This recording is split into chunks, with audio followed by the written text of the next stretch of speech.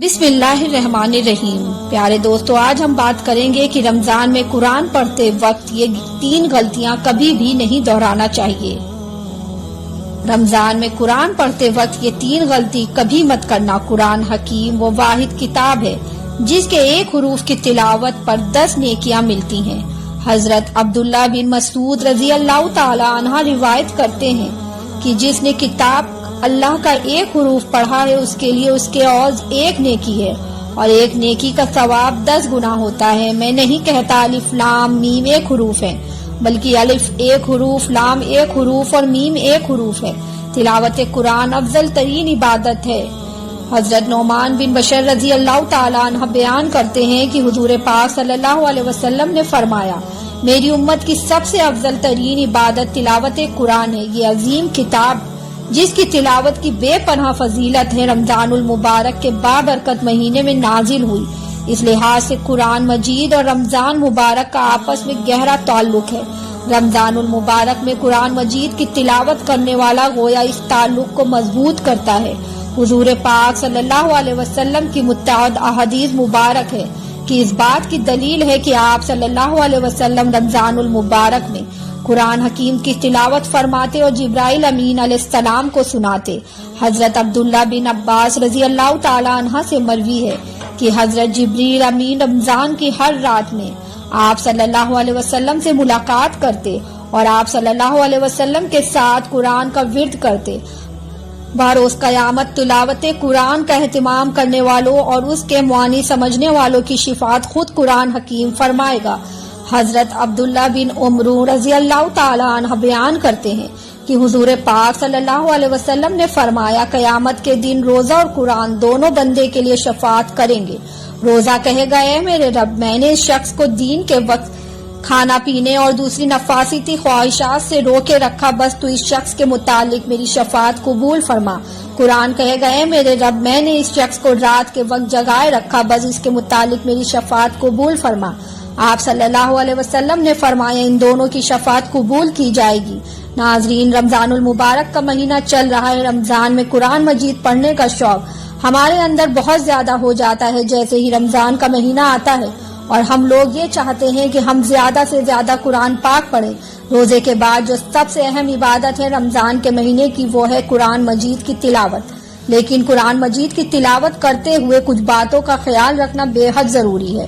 کہیں ایسا نہ ہو کہ ہم قرآن مجید زیادہ پڑھنے کے چکر میں وہ غلطیاں کر بیٹھے، جس سے ہمیں ثواب تو بہت دور کی بات ہے کہ قرآن پڑھنا ہمارے لیے وبال بن جائے۔ جب ہم زیادہ سے زیادہ قرآن پاک پڑھتے ہیں تو اس زیادہ چکر میں ہم قرآن مجید کو اچھے انداز میں نہیں پڑھ رہے ہوتے، ہم قرآن مجید کو جلدی جلدی پڑھ رہے ہوتے ہیں کہ پڑھتے ہوئے قرآن مجید کے الفاظ کٹ جاتے ہیں، تو پھر یہ طریقہ مناسب نہیں ہے۔ قرآن مجید آپ پڑھیں تو اس بات کا بہت خیال رکھیں کہ قرآن مجید کے جو الفاظ ہیں وہ بالکل صاف نکل رہے ہوں، کیونکہ جلدی میں اگر زبر زیر کی بھی غلطی ہو جائے تو وہ آیت بگڑ جائے گی اور اس کا ترجمہ بالکل بدل جاتا ہے۔ تو قرآن مجید پڑھتے وقت اس بات کا خیال رکھنا ضروری ہے۔ بعض لوگ بڑے فخر سے بتاتے ہیں کہ میں تو 10 منٹ میں پارہ پڑھ لیتا ہوں۔ ایسا ہرگز نہ کرے، کیونکہ اگر آپ کی غلطیوں کی وجہ سے قرآن پاک کا ترجمہ بدل جائے تو آپ بہت بڑے گناہ کے مرتکب ہو جائیں گے اور سزا بھی کڑی سے کڑی ہوگی۔ اس کا بہت خیال رکھنا چاہیے، کیونکہ اللہ تعالیٰ قرآن مجید پڑھنے والے کی صفات دیکھتا ہے، اس کی مقدار ہرگز نہیں دیکھتا۔ حدیث میں آتا ہے کہ جو شخص قرآن مجید کو پڑھ رہا ہو لیکن زبان اس کے ساتھ نہیں دے رہی ہو، لیکن وہ پڑھنے کی کوشش کر رہا ہے، اٹک رہا ہے، اللہ کے نبی صلی اللہ علیہ وسلم نے ارشاد فرمایا، اجر ملتا ہے جیسے کہ ارشاد ہے، اور اے حبیب، قرآن کو وقوف، اعراب، تمام کیفیات، مفہوم و معنی کے ساتھ خوب ٹھہر ٹھہر کر پڑھا کرو۔ قرآن مجید کو صاف آواز میں پڑھنا چاہیے۔ قرآن مجید کو اکثر لوگ تو پڑھتے ہیں لیکن ہونٹ نہیں ہلتے کہ قرآن مجید کو آپ دل ہی دل میں پڑھ رہے ہوں، لیکن وہ قرآن مجید کی تلاوت نہیں کہلائے گی۔ اس لیے آپ قرآن مجید پڑھ رہے ہیں، چاہے آہستہ ہو یا چاہے زور سے، لیکن لفظوں کی ادائیگی آپ کی زبان سے ہونا ضروری ہے، جیسا کہ قرآن پاک میں ارشاد ہے، اور قرآن کو ہم نے جدا جدا کر کے اتارا ہے کہ آپ اسے لوگوں پر ٹھہر ٹھہر کر پڑھیں، اور ہم نے اسے رفتہ رفتہ حالات کے مطابق اتارا ہے۔ بظاہر قرآن پاک کھلا ہوا ہے اور آپ کے منہ سے نہ تو ہونٹ چل رہے ہیں نہ زبان چل رہی ہے، تو دیکھنے میں ایسا لگ رہا ہے کہ لفظوں کی مکمل ادائیگی نہیں ہو رہی ہے۔ اکثر لوگ بالکل ہونٹ بند رکھتے ہیں، ان کے ہونٹ حرکت نہیں کر رہے، بس نظریں چل رہی ہیں کہ بس لائنوں پر نظریں چل رہی ہیں۔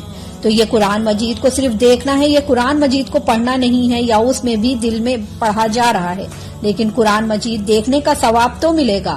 دل ہی دل میں قرآن مجید پڑھنے کا ثواب بھی مل سکتا ہے، لیکن قرآن مجید پڑھنے کا جو اصل ثواب ہے وہ آپ کو نہیں ملے گا۔ اس کے لیے اگر آپ آہستہ سے بھی قرآن پڑھ رہے ہیں تو زبان سے آپ کے لفظوں کی ادائیگی ہونا ضروری ہے۔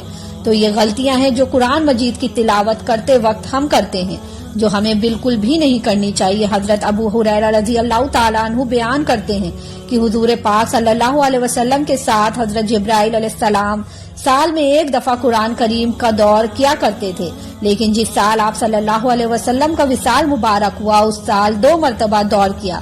پہلے آپ صلی اللہ علیہ وسلم ہر سال 10 روز اعتکاف فرمایا کرتے تھے، لیکن جس سال آپ صلی اللہ علیہ وسلم کا وصال ہوا اس سال 20 روز اعتکاف فرمایا۔ اس حدیث کو امام بخاری، ابو داؤد اور نسائی نے روایت کیے ہیں۔ حضرت عائشہ رضی اللہ تعالیٰ عنہ فرماتی ہیں کہ حضرت فاطمہ الزہرا تشریف لائیں اور ان کا چلنا ہو بہو حضور پاک صلی اللہ علیہ وسلم کے چلنے جیسا تھا۔ آپ صلی اللہ علیہ وسلم نے اپنے لختے جگر کو خوش آمدید کہا اور اپنے دائیں یا بائیں جانب بیٹھا لیا، پھر چپکے سے ان سے کوئی بات کہی تو وہ رونے لگی۔ میں نے ان سے پوچھا آپ کیوں رو رہی ہیں؟ پھر آپ صلی اللہ علیہ وسلم نے ان سے کوئی بات چپکے سے کہی تو وہ ہنس پڑی۔ بس میں نے کہا آج کی طرح میں نے خوشی کو غم کے اتنے نزدیک کبھی نہیں دیکھا۔ اب میں نے حضرت فاطمہ الزہرا سے پوچھا آپ سے حضور پاک صلی اللہ علیہ وسلم نے کیا فرمایا تھا؟ انہوں نے جواب دیا میں رسول پاک صلی اللہ علیہ وسلم کے راز کو ظاہر نہیں کر سکتی۔ جب حضور پاک صلی اللہ علیہ وسلم کا وصال ہو گیا تو میں نے ان سے اس بارے میں پھر پوچھا تو انہوں نے جواب دیا آپ صلی اللہ علیہ وسلم نے مجھ سے یہ سرگوشی کی تھی کہ جبرائیل ہر سال میرے ساتھ قرآن مجید کا ایک بار دور کیا کرتے تھے، لیکن اس سال 2 مرتبہ دور کیا ہے۔ میرا خیال یہی ہے کہ میرا وقت وصال آ پہنچا ہے، اور بے شک میرے گھر والوں میں سے تم ہو جو سب سے پہلے مجھ سے ملو گی۔ ان کی اس بات نے مجھے رلا دیا۔ پھر آپ صلی اللہ علیہ وسلم نے فرمایا کیا تم اس بات پر راضی نہیں کہ تم تمام جنتی عورتوں کی سردار ہو؟ تو اس بات پر میں ہنس پڑی۔ یہ حدیث متفق علیہ ہے۔ حضرت ابو ہریرہ رضی اللہ تعالیٰ عنہ سے روایت ہے کہ حضور پاک صلی اللہ علیہ وسلم نے فرمایا حسد و رشک تو بس 2 آدمیوں سے ہی کرنا چاہیے۔ پہلا وہ شخص جسے اللہ تعالیٰ نے قرآن پڑھنا سکھایا ہے تو وہ رات اور دن کے اوقات میں یعنی صبح شام کثرت سے اس کی تلاوت کرتا ہے، اور دوسرا شخص کہتا ہے کہ قرآن پڑھتے ہوئے سنتا ہے تو کہہ اٹھتا ہے کہ کاش مجھے بھی اس کے مثل قرآن عطا کیا جاتا تو میں بھی اسی طرح عمل کرتا جس طرح یہ کرتا ہے۔ اور دوسرا وہ شخص جسے اللہ تعالیٰ نے مال بخشا ہے اور وہ اسے اللہ تعالیٰ کی راہ میں صرف کرتا ہے، دوسرا شخص اسے دیکھ کر کہتا ہے کاش مجھے بھی اتنا مال ملتا جتنا اسے ملا ہے تو میں بھی اسی طرح عمل کرتا جس طرح یہ کرتا ہے۔ یہ حدیث متفق علیہ ہے۔ حضرت عبداللہ بن عمر رضی اللہ تعالیٰ عنہ بیان کرتے ہیں کہ رسول پاک صلی اللہ علیہ وسلم نے فرمایا روزہ اور قرآن بندے کے لیے قیامت کے دن شفاعت کریں گے۔ روزہ کہے گا اے میرے رب میں نے اسے کھانے پینے اور خواہش نفس سے روکا ہے، لہٰذا اس کے لیے میری شفاعت قبول فرما۔ اور قرآن کہے گا اے میرے رب میں نے اسے رات کے وقت نیند سے روکے رکھا اور قیام میں مجھے پڑھتا یا سنتا رہا ہے، یاد رہے اس کے حق میں میری شفاعت قبول فرما۔ رسول پاک صلی اللہ علیہ وسلم نے فرمایا دونوں کی شفاعت قبول کر لی جائے گی۔ اللہ ہمیں بھی دین اسلام کی مکمل سمجھ نصیب فرمائے اور ہمیں بہتر عمل کرنے کی توفیق عطا فرمائے، اور قرآن پاک معنی کے ساتھ سمجھ کے پڑھنے کی توفیق عطا فرمائے۔ اللہ حافظ۔